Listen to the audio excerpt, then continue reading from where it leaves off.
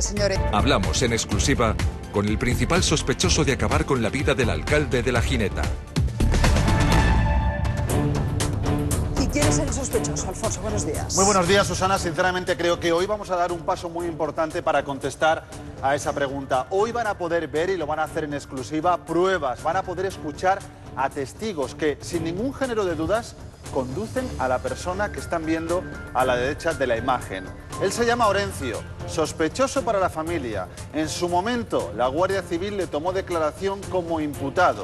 Hablamos de un crimen que se intentó disfrazar de suicidio y del que hoy van a poder ver unas imágenes que muy rara vez se pueden ver en televisión. Les cuento, instantes después de que Marcel Hidalgo fuera asesinado a tiros, la Guardia Civil grabó más de una hora toda la escena del crimen, todos sus protagonistas. Lo que van a ver es solo un avance. Me ha dicho Sergio, que estaba hablando con él y me ha dicho, voy para allá que hay unos hombres. Mira, yo... Hay unos hombres de dentro. ¿Tú sabías? Y eso está... Una pregunta nada más. ¿Tú sabías si tu padre tenía la pistola esa? De favor. Bueno, sobra decirlo, pero son imágenes reales, posteriores a un crimen, no es una reconstrucción. Luego les ofreceremos toda la secuencia. Así es. De verdad. Gracias, venga. Bueno, señores, saludo a la mesa. Tenemos a Luis Rendueles, a Beatriz, a Pepe Calabuch, a Alfonso de nuevo, Nacho. Señores, vamos a plantear hoy muchos asuntos, todos de interés, pero lo primero, una noticia que nos adelantaba antes Alfonso, un crimen sin resolver en un pueblo de Albacete, es posiblemente uno de los crímenes más inquietantes de los últimos tiempos y hay novedades, Alfonso, al respecto. Novedades muy importantes. Hoy les queremos invitar a reescribir un crimen que se intentó disfrazar de suicidio, sin éxito. Marcel Hidalgo fue asesinado de 2 tiros. Su muerte sigue a día de hoy sin resolverse.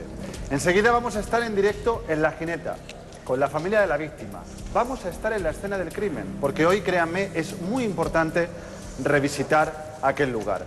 Van a conocer pruebas y testimonios que por primera vez en exclusiva apuntan a una única dirección, a un solo hombre que en su momento ya fue considerado sospechoso. Un hombre, por cierto, que ha accedido a hablar con Espejo Público y enseguida vamos a poder escucharlo. Todo esto es lo que hay, pero además tenemos la enorme suerte de contar con una imagen que muy rara vez se ve en televisión. Les adelanto, instantes después del asesinato de Marcel Hidalgo, la Guardia Civil grabó toda la escena del crimen, con todo lo que se dijo, con todo lo que se escuchó, con todos sus protagonistas. Esta fue la primera toma de contacto de los investigadores con el crimen de La Gineta.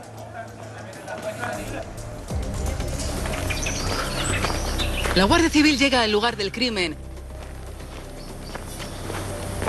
Es la finca El Peñón, un enorme cortijo de 210 hectáreas, propiedad del exalcalde de La Gineta, Marcial Hidalgo. Él es la víctima. Yo qué sé, mamá, yo en ese momento no sé nada, yo en ese momento yo qué sé. Su mujer, su viuda, ha hallado el cuerpo yaciendo en el suelo, boca arriba, en el exterior de la casa. Sí, la señora ella. ¿Qué dice? ¿Que ha llamado usted a su amigo para decirle que se le enferma? Yo, amigo, no. Yo venía de Portugal. Y para el periódico que me voy todo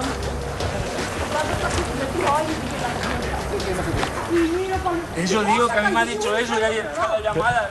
Espera que haya. Al lado del cadáver, esta arma, una antigua pistola de origen francés de 6,5 milímetros. Es la primera prueba falsa que se encuentran los agentes. Alguien ha intentado simular un suicidio. Su familia duda desde el primer momento de que Marcial se haya quitado la vida. El día de su cumpleaños de David. ¿Tú crees que el día del cumpleaños de David? Que no. El cumpleaños de David.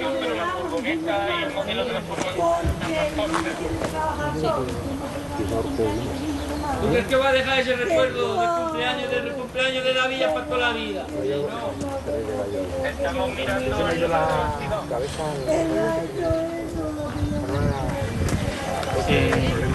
El alambre se lo dijo que no había otra cosa. Míralo ahí, que tú eres el cumpleaños del chiquillo. Que no. Pero es el cumpleaños del chiquillo. ¿Tú crees que va a dejar ya para el... Que no. Ay, Ay, Dios mío, qué lástima de mi marido. Ay, con lo que ha trabajado, lo bueno que ha sido para todo el mundo. Pero además el suicidio es materialmente imposible. El cadáver presenta 2 disparos. A Marcial, de 63 años, le descerrajaron un tiro en el cuello y ya abatido, le remataron con otro en el corazón. Su hijo recuerda una conversación que mantiene con su padre por teléfono minutos antes del crimen. Yo no le doy importancia, pero mi madre que sí, yo estaba hablando con él. Y me ha dicho Elio, que estaba hablando con él y me ha dicho, voy para allá que hay unos hombres. Mira, yo... Hay unos hombres de dentro. ¿Tú sabías? Y eso está. Una pregunta nada más. ¿Tú sabías si tu padre tenía la pistola esa? Por favor. 4 personas forman parte de esta conversación. Alonso, uno de los hijos de la víctima, 2 agentes y Orencio, el rentero que trabajaba a las tierras del exalcalde. Él es quien irrumpe rápidamente a uno de los agentes para asegurar que la víctima poseía varias pistolas, algo que el propio hijo de Marcial desconoce. Por favor. Orencio es el principal sospechoso para la familia y, por el momento, el único imputado formalmente por la Guardia Civil. El agente continúa su inspección. Se dirige ahora al interior de la casa. Presten mucha atención a las imágenes. Lo primero que se encuentra, observen, es que todos los cajones de esta cómoda están semiabiertos, como si alguien hubiera estado buscando algo. Sin embargo, el armario contiguo permanece cerrado y completamente ordenado. La cocina parece también intacta. De nuevo, tan solo los cajones de este mueble se encuentran semiabiertos y con su contenido revuelto. La siguiente dependencia, inalterada también. La lavadora, incluso, fíjense, continúa encendida.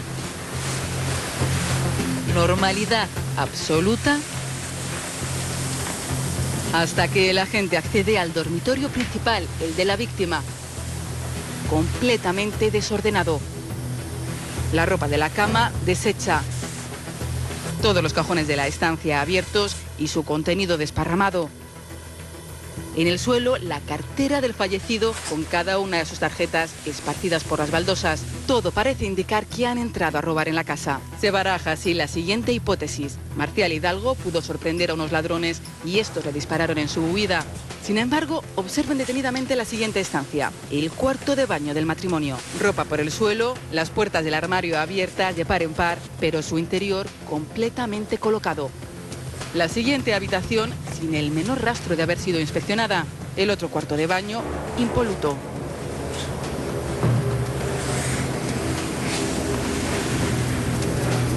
Hasta llegar al despacho del exalcalde. Papeles por el suelo.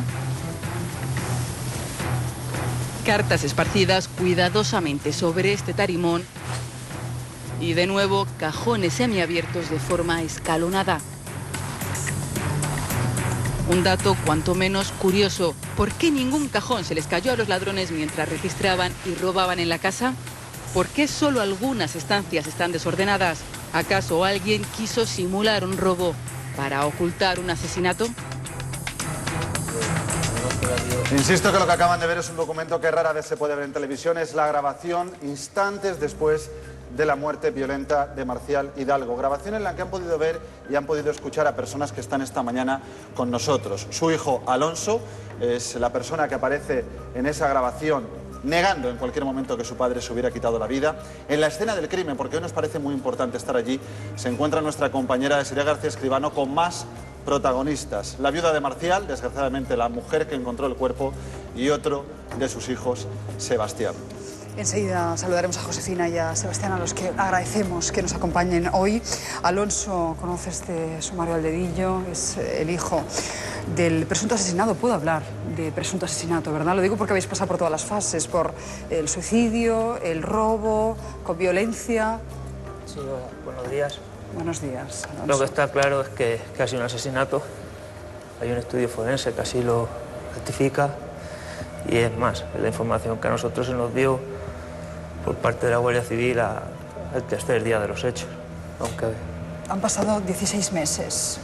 A día de hoy, ¿qué tenemos? tenemos un sospechoso, tenemos noticias ninguna, no podemos entender cómo un lunes a las 11 de la mañana, aunque estemos hablando de una casa de campo, veréis, a menos de 1 kilómetro hay un pueblo, a menos de otros 3 kilómetros hay otro pueblo, al menos se sabe que a los alrededores había 5 o 6 trabajadores trabajando. Es un camino muy transitado, no solamente por gente de paseo, sino son varios caminos de bicicleta, de mountain bike. Y que nadie haya visto nada, que fueran con un vehículo, porque se puede ir con un vehículo, porque mi padre está hablando conmigo, yo oí ese vehículo. No hay pistas, por tanto. ¿Por qué recaen las sospechas de la familia en Orencio? ¿Por qué? Pues por muchas cosas. O sea, en principio eres el arrendatario de la finca.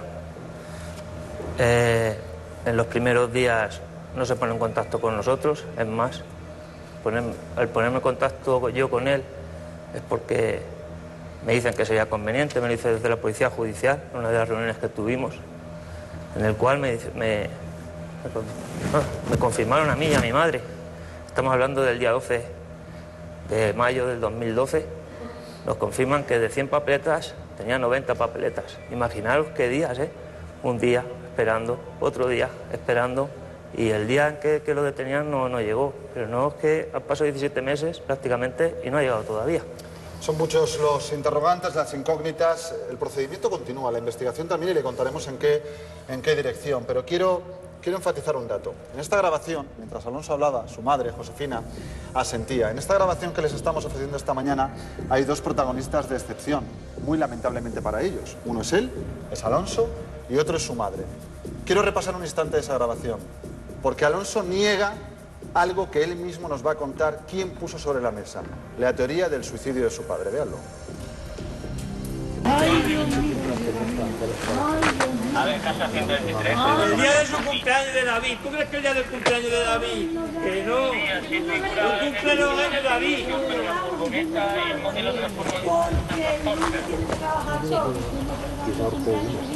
¿Tú crees que va a dejar ese recuerdo del cumpleaños de David para toda la vida? No. Estamos mirando la cabeza.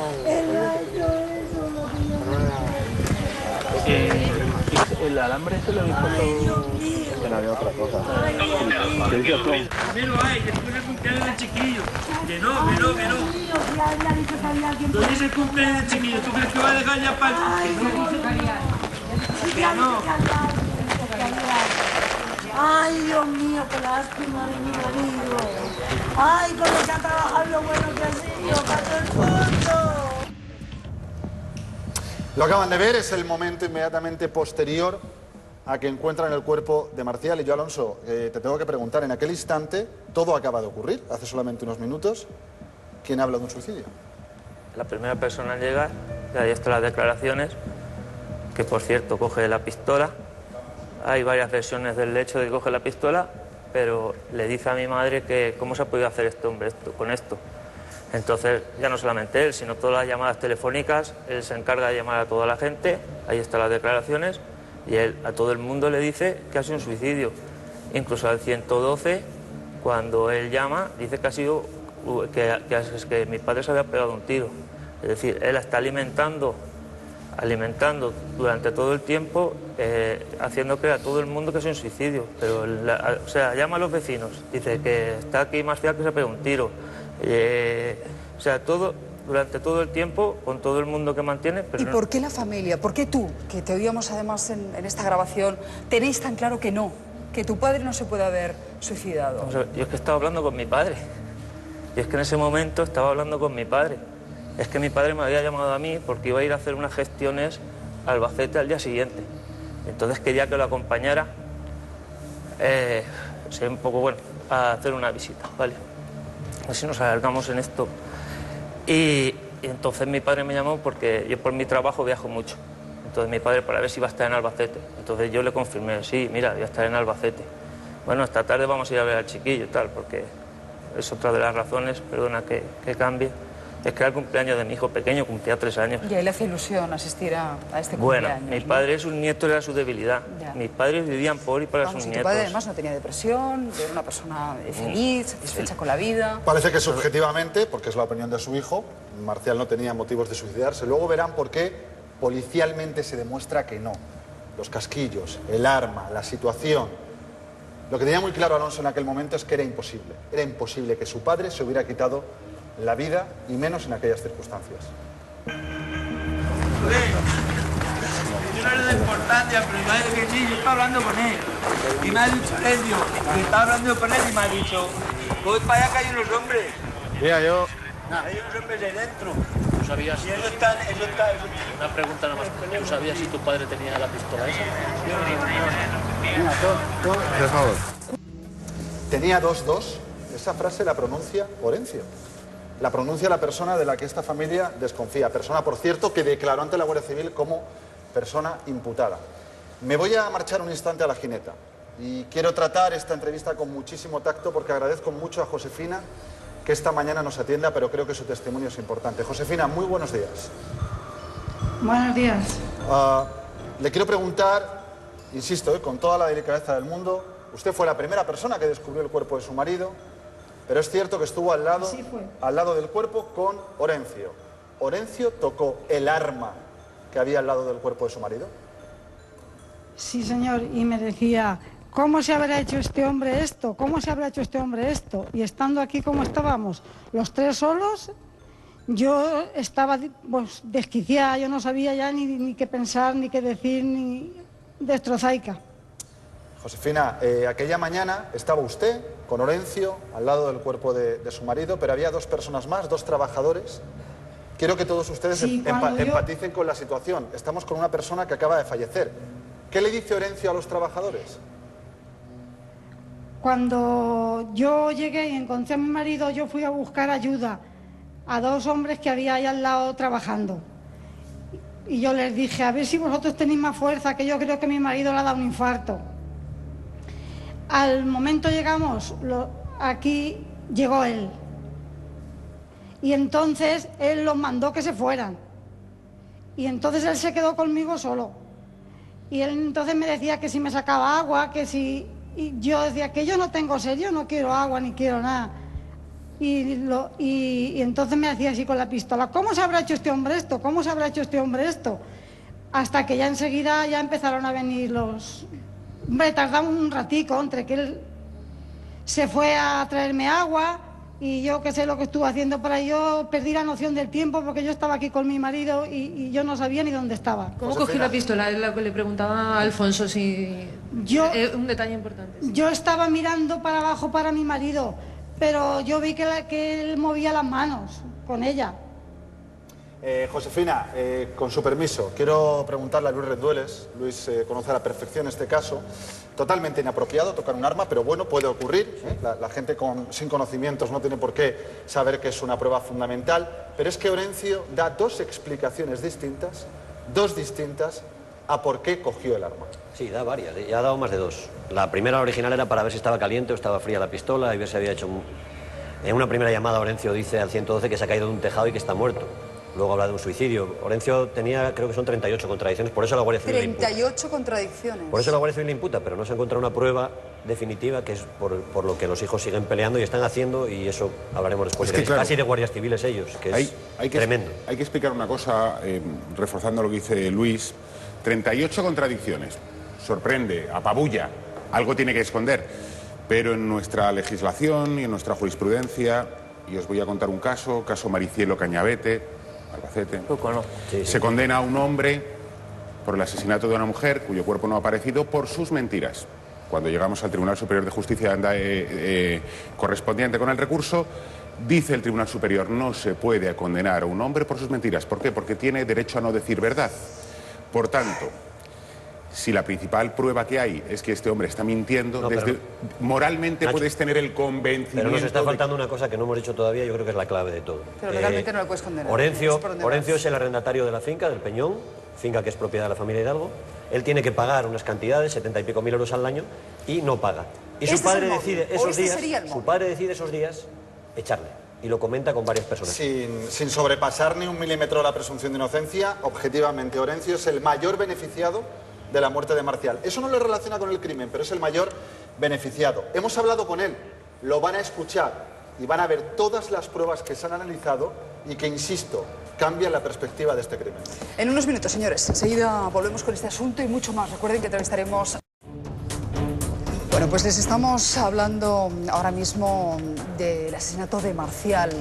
Había sospechas centradas en un hombre. Decíamos que el móvil es evidente. Es un arrendatario que iba a perder 400.000 euros. Era dinero que había invertido en el campo, en la casa, y que sigue ahí. Es decir, sigue siendo el principal sospechoso de la muerte de tu padre, el principal sospechoso para la familia, y sigue la finca de al lado. Seguramente. Tienes que cobrarle cada mes. Bueno, ¿no? Eso ya a través de su abogado nos facilitó los pagarés, que fuéramos a recogerlo a su despacho. Entonces fue nuestro abogado a recogerlo. Entonces pues ya es a través del banco. Pero seguramente ahí detrás de donde vemos a mi madre y a mi hermano, pues si él no, pues seguramente trabajadores suyos están ahí trabajando. Yo insisto que lo que es absolutamente objetivo es que hay un beneficiado con la muerte de Marcial Hidalgo. Eso está indubitado. Y es este hombre, es Orencio, que estaba a punto de perder un negocio del que hoy todavía está viviendo. Han visto la inspección ocular que la Guardia Civil realizó, cámara en mano, nada más producirse la muerte de Marcial Hidalgo. Pero Espejo Público ha tenido acceso a un informe que explica qué esconde realmente la imagen que están viendo ustedes en sus pantallas. Son un reguero de indicios muy pero que muy llamativos.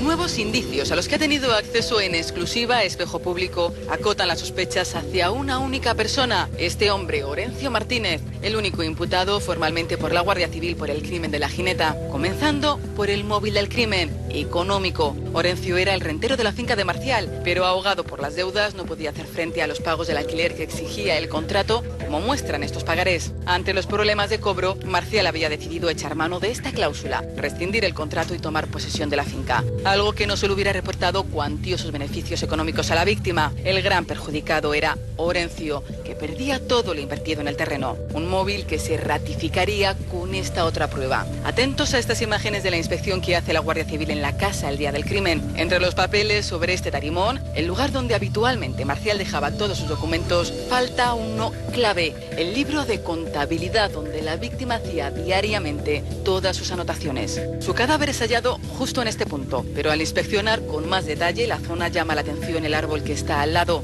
Es un ciprés con las ramas partidas. La conclusión a la que llega el informe es la siguiente. Es sobre este árbol donde realmente cae Marcial al recibir los disparos, por lo que el cadáver habría sido arrastrado hasta el suelo. El motivo, simular un suicidio. ¿Pero quién lo hizo? Las pruebas apuntan de nuevo a Orencio. En la ropa de la víctima se encuentran restos vegetales de avellano. Curiosamente, solo existe un arbusto como este en todo el entorno, el lugar donde el sospechoso estuvo trabajando la mañana del crimen. En su objetivo de hacer creer que Marcial se había quitado la vida, el autor del crimen deja una falsa pista, una pistola al lado del cuerpo, pero la posición de la mano del cadáver revela la verdad. El arma es colocada ahí después de que Marcial falleciera. El rigor mortis del cadáver impide al asesino ponérsela entre los dedos. Lo que sí hace es descargarla para evitar que se dispare en el traslado. La situación de la corredera del arma así lo indica. Cuando Orencio llega al lugar del crimen, una vez hallado el cadáver, lo primero que hace es coger la pistola por el cañón. Una acción insólita que hace pensar a los expertos que el sospechoso sabía que el arma estaba descargada. No es la única reacción extraña. Poco después del crimen, Orencio interrumpe a los agentes en esta conversación afirmando que la víctima tenía 2 pistolas.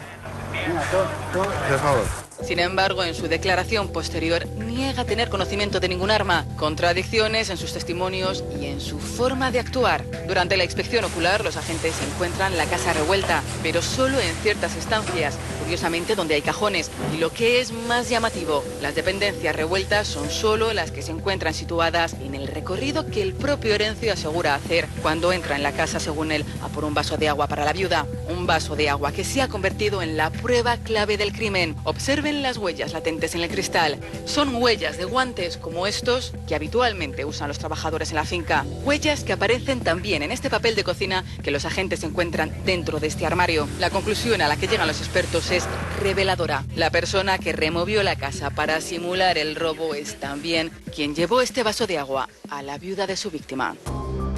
llevó ese vaso de agua, Alfonso? Nos lo va a explicar enseguida Josefina, pero no fue otra persona que Orencio. Quiero enfatizar este último dato, Susana, y lo voy a hacer a través de estas imágenes a las que hemos tenido acceso. Y esto es totalmente objetivo. Quien fuera la persona que revolvió los cajones de la casa del alcalde asesinado, dejó estas huellas, unas huellas latentes. No son huellas dactilares, son unas huellas que dejan guantes de obra que llevan un dibujo muy característico y como tal, y seguro que lo pueden apreciar, dejan unos pequeños cuadros. Coinciden al 100% con estos guantes. Lo que sabemos es que alguien con estos guantes tocó ese papel. Pero hay más.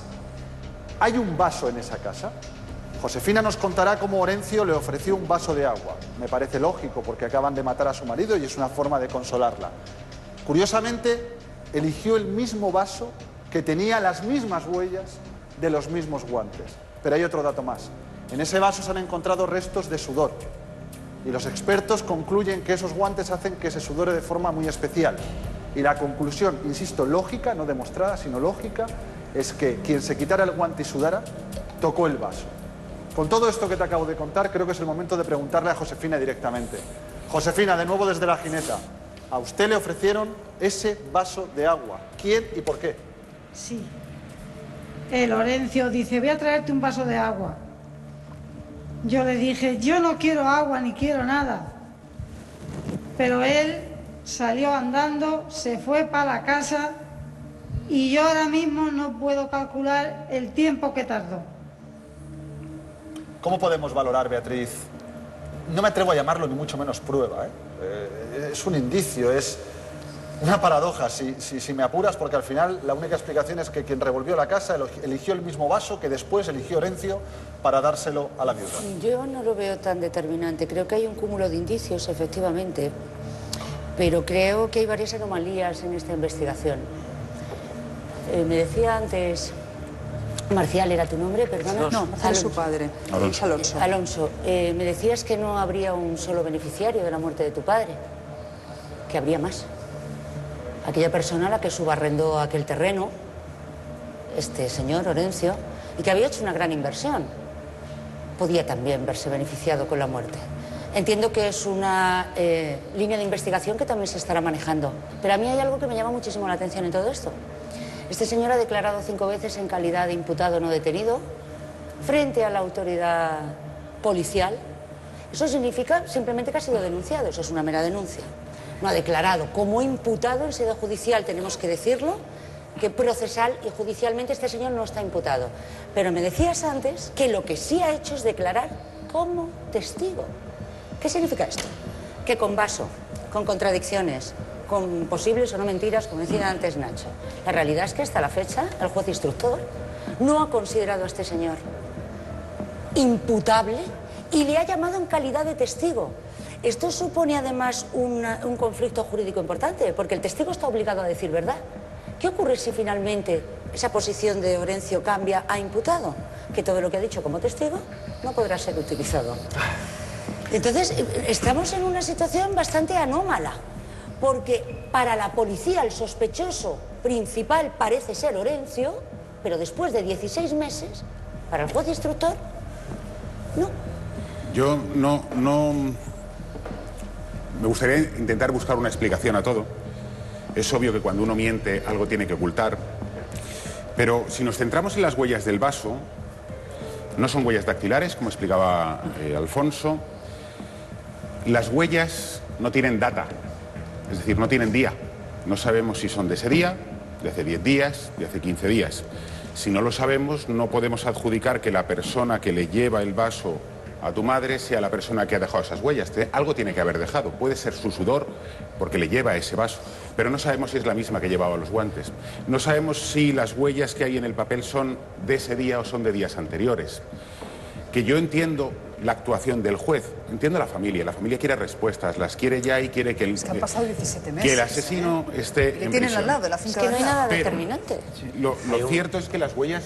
No, lo que dice Nacho es cierto, no son determinantes. Claro. Hay un tema, es evidente que las personas que mataron a Marcial, vamos a darlo por criminología, por todo, son personas cercanas a Marcial, no solo por la forma de matarle, sino porque eligen el lunes.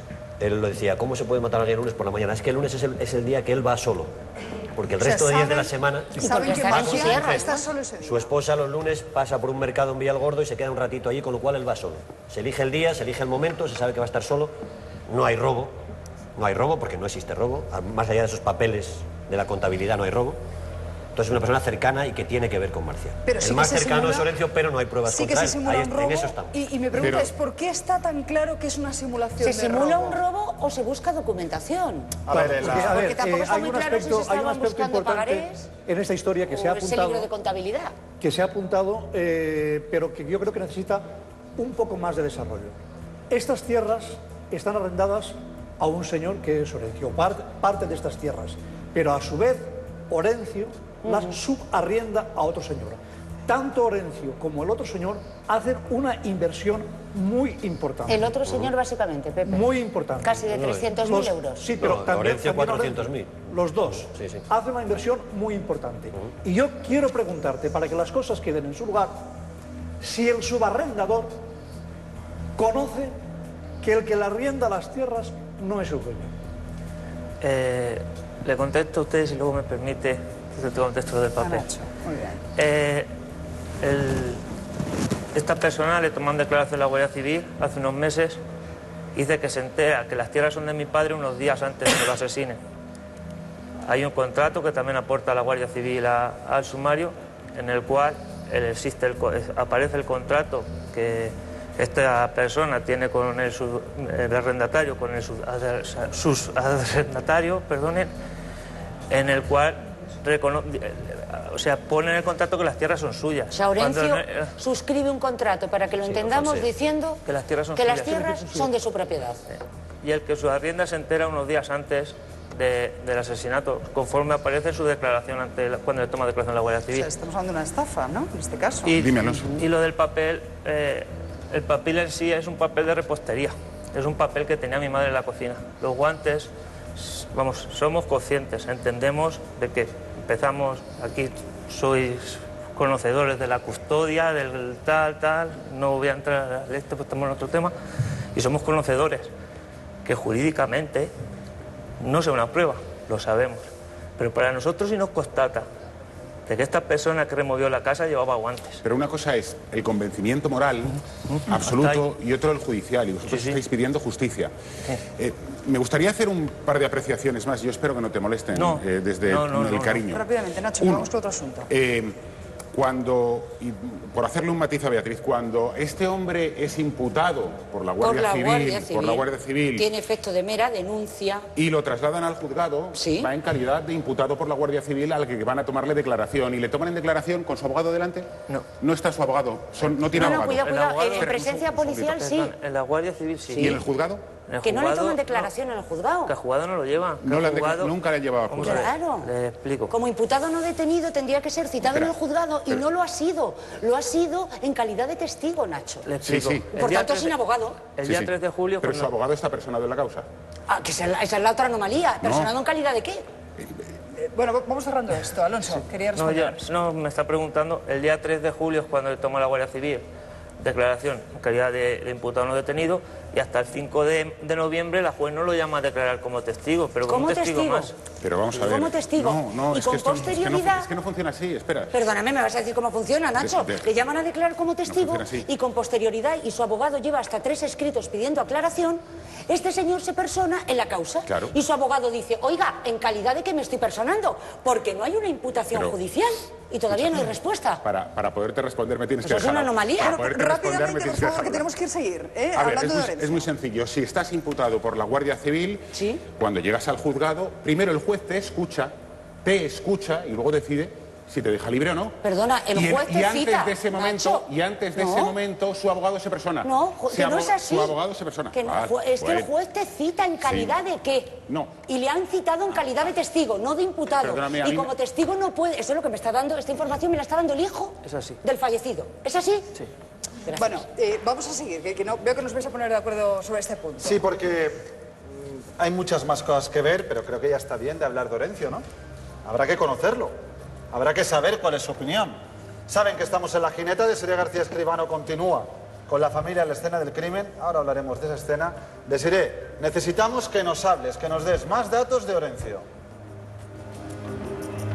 Pues es esa persona, como estabais comentando, a la cual Marcial Hidalgo le tenía arrendadas unas tierras y es esa la persona a la que la familia apunta directamente como la principal interesada. Había una deuda importante ahí, una deuda de 40.000 euros. Nuestro compañero Sergio Ferré ha logrado hablar con él. Él niega absolutamente todos los hechos, asegura que ninguno de esos indicios que aquí se están exponiendo y que se han expuesto también en ese informe que han cargado de la familia son ciertos ni determinantes.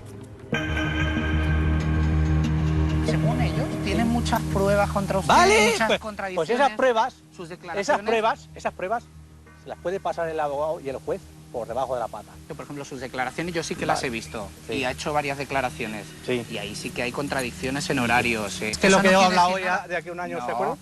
Que eso no quiere decir Eso nada. son tonterías. Bueno, pero de una Y que cosa yo llamé a un servicio de emergencia porque esa mujer me llama pidiendo auxilio con mucha clemencia y llamo alarmando un poquito a los servicios de urgencia, ¿eso es una prueba? Es que usted, sin estar en el lugar de los hechos, dice que se ha caído de un tejado. Vale. ¿Y cómo dice eso si no sabía nada? Eso. Y cogió el arma del crimen encima, que eso ya es... Pero bueno, ¿y eso qué significa eso?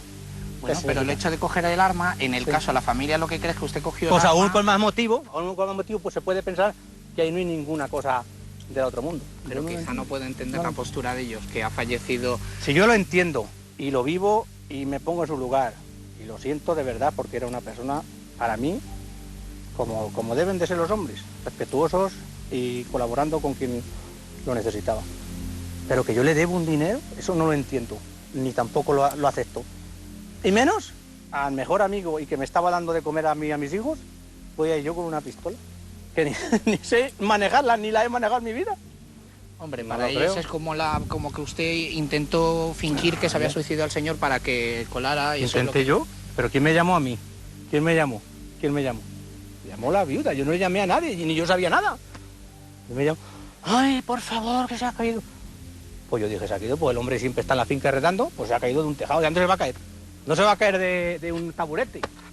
Ya, estaba gravemente herido, claro. ¿Por qué no llamó ella al 112?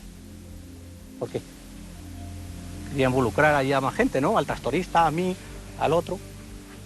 Deja las puertas abiertas para ver si pasaba alguien. Menos mal que yo no fui ni por la finca esa mañana. Ya. Fíjate si llegó ahí. Ya. Entonces yo que hubiera sido gorda. A ver, Alonso, ¿por qué miente? ¿Por qué dice que estaba mintiendo? Pues una cosa tan sencilla, dice que mi madre lo llamó a él. Mi madre no lo llamó a él. Mi madre salió a pedir ayuda. Y al tractorista al cual le pedí ayuda fue el que lo llama a él. Me sorprende que se ría. Beatriz, tú... Desde la perspectiva de la otras psicología del conclusiones. testimonio, a mí lo que me sorprende es que no encontramos ni a un hombre abatido, ni a un hombre preocupado. Las explicaciones son todas defensivas, prepotentes, chulescas, y eso es una prueba. Oiga, en ningún momento dice, yo lo siento mucho, pues fíjate qué torpeza, pues pensé que... No parecen las explicaciones, lo que pasa es que estamos lo de siempre.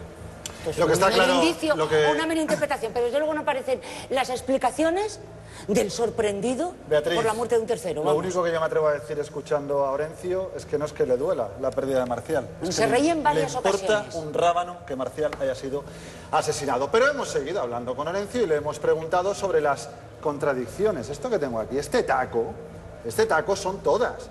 Son más de 30. Bueno, pues él se justifica así. Es la que tiene que dar la palabra. Si yo tengo algún tipo de responsabilidad, pues tiene que salir. Y si lo tiene otro, pues lo tendrá que pagar otro. Yo no puedo decir nada más que eso. ¿Qué tengo que decir? Facebook se la han cogido conmigo, pues vale, pues conmigo. Lo que pasa es que tampoco... Yo no es que- me he ido de mi sitio. No, Hace un año cuando usted estuvo sí, aquí, yo lo estoy sé, aquí. yo lo sé. Y En mi además trabajo usted y en mi siempre sitio, nos pero atiende. me están tocando las narices ya demasiado. Ya. Ya demasiado. Entonces yo tengo que querellarme. ¿Contra quién? Contra quien me moleste. Lo que pasa es que tampoco es que le hayan elegido a usted a dedo, es que usted fue el que llamó al 112 porque estuvo en el lugar donde se sucedió el asesinato. ¿Pero por qué llamé yo al 112? ¿Por qué? Además llamó desde su casa y no desde el lugar del asesinato, que es algo que es una contradicción importante. Yo todo eso no lo voy a sacar otra vez porque eso está en el sumario y está bien redactado y está bien programado. Y todas las pruebas que los investigadores están haciendo, a mí no me acusan de ninguna. Es que mira, usted tenía alquiladas las tierras y las tiene actualmente alquiladas las tierras de la persona que falleció asesinada, ¿vale? Sí. Entonces, esa persona dice que usted, o sea, la familia, que usted le debía unos 40.000 euros y entonces este señor que murió tenía intención de retirarle las tierras. Si yo le digo que me debían a mí 200.000. Yo no tengo ningún tipo de responsabilidad. Ninguno. Y si hubiera habido, No cuando usted vino a entrevistarme, al día siguiente yo no estaba aquí. ¿Se ha enterado? Entonces, ¿por qué la toman conmigo? ¿Por qué? ¿Porque les apetece? Y porque han dicho, este es el más idóneo para tirarlo abajo y nosotros cobrar nuestra indemnización o lo que quieran cobrar. Ah, vale. Pero el problema es si se vuelven las cosas. El problema es si se vuelven las cosas. Pero usted... En vez de cobrar van a tener que pagar. Y mucho por desprestigiar a una persona. ¡Mucho! Porque yo no estoy desprestigiándolo a ellos, ni quiero verles la cara. Tampoco. Me están acusando porque están dando la razón a personas que quieren sacar de donde no hay. Están dando la razón. Insisto, están escuchando a un hombre que está dentro de la causa como testigo, pero que fue tomado declaración en cuartel de la Guardia Civil como imputado no detenido. En aquel día, en aquella escena del crimen, no solamente estaba Orencio. Hay un testigo que llegó hasta allí instantes después de que se produjeran los disparos. Espejo Público lo ha localizado y él ha querido hablar con nosotros. Que nos cuente cómo recuerda el momento. Pues yo estaba con una azada en la pedanía del Carmen, que está casi a un kilómetro más o menos allí de la casa. Me llamó mi compañero, vente para acá, que se ha caído un hombre. Cogí la furgoneta de la empresa, me fui para allá y mi compañero estaba llamando al 112 y le dije qué ha pasado y me hizo un gesto en la SIN como que se había pegado un tiro y tal. Y colgó el teléfono y llegó Orencio y pasamos para adentro porque yo oía a una mujer allí de gritar y tal. Pasamos para adentro, la mujer estaba en lo alto de su marido allí que estaba en el suelo. ¿Qué has hecho? ¿Qué has hecho? Y Orencio llegó, cogió la pistola con 2 dedos, le dije, deja eso ahí, no toques nada. Y Orencio la dejó en el suelo, se volvió y dijo, venga, ya los podéis ir, que ya llamo yo a sus hijos. Mi compañero y yo nos fuimos y eso es lo que sucedió. A la familia le sorprendía sí. El por qué os habíais ido vosotros habiendo fallecido ahí, que si habíais recibido algún tipo de presión por parte de Orencio para que os fuerais y lo dejarais allí solo en la escena del crimen. No, él solo dijo, ya me encargo yo, ya llamo yo a sus hijos, ya me encargo yo y llamo a sus hijos. Él se quedó allí con la mujer y nosotros nos fuimos. Algo que le sorprende bastante a la familia es que no escucharas los 2 disparos que se produjeron. Yo es que algunas veces llevo el móvil y me pongo un pinganillo, escucho la radio y tal, porque yo en ese momento estaba solo con una azada quitando hierba allí y muchas veces pues me pongo un pinganillo. En ese momento pues ni me acuerdo, porque ya no me acuerdo si lo llevaba, pero sé que muchas veces lo llevo. Pero yo en ese momento, porque entre la pedanía y la casa donde sucedió eso, estaba el tractor de mi compañero, que antes, lógicamente, oigo el tractor que si tiran un tiro o ruido. En vuestra declaración, tanto tu compañero como tú decís que no visteis a nadie, ningún vehículo, ninguna persona. Donde estaba esa misma mañana, yo no veo la casa, ese camino no lo veo más que 50 metros antes de llegar, veo si viene alguien. Y justamente cuando salen de la pedanía del Carmen, pero yo ya donde hace la curva y todo lo que baja, ahí no lo veo por mi situación porque hay altibajos del terreno. Bueno, nos centramos ahora en el arma. El arma empleada es un arma de la que todavía no se ha podido constatar su origen. Es muy curioso la disposición del arma y del cuerpo de Marcial Hidalgo. El rigor mortis hacía que la mano de Marcial tuviera una postura como de empuñar el arma. Y el arma estaba al lado del cuerpo. Esa posición no es del todo posible, porque si el rigor mortis te hace sujetar el arma, no la sueltas, y si aparece así es porque alguien la ha manipulado. Para colmo de males, Luis, quien más datos aporta del arma es Orencio. Bueno, se lo dice a la Guardia Civil, nada más llegaría al hijo y Alonso, ¿no? Le dice que el arma es de Orencio, que tiene 2, luego dice que solo tiene una. Cuando le preguntan cómo lo sabe, dice que es una pistola que él compró en el mercado negro, la víctima, digo. Marcial habría comprado en el mercado negro en Francia para unos viajes que hacía de negocios para protegerse. La pistola no era de Marcial, todo indica que no era de Marcial, de la víctima, pero sí era del sur de Francia, es curioso.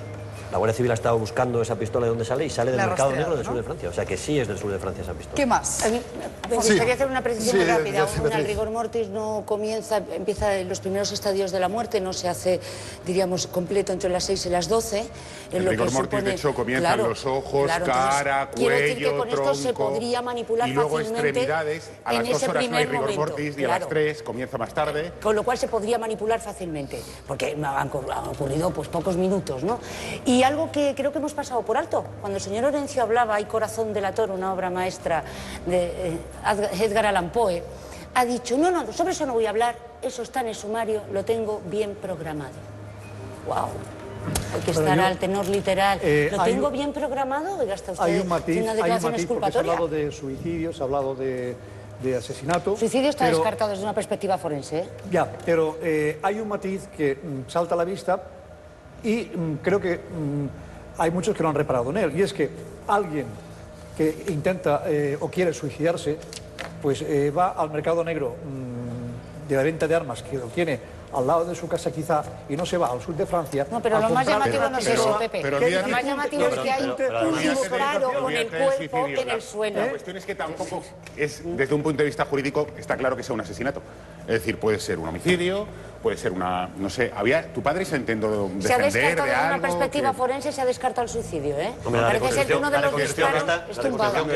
Hay una reconstrucción del crimen. A ver, Luis. Hay una reconstrucción del crimen que lleva la Guardia Civil, está tardando 7 meses en hacerla, está tardando bastante en hacerla, pero lo que nosotros sabemos de eso es que la teoría de la Guardia Civil, la que se va a plasmar, es que le meten un tiro de pie y cuando está en el suelo le rematan. Hay restos de pólvora que indican que parece ser intentó en la ropa. Como todos comprenderéis, como todos ustedes comprenderán, hay mucho más pruebas inabarcables en un solo programa. Seguiremos muy pendientes.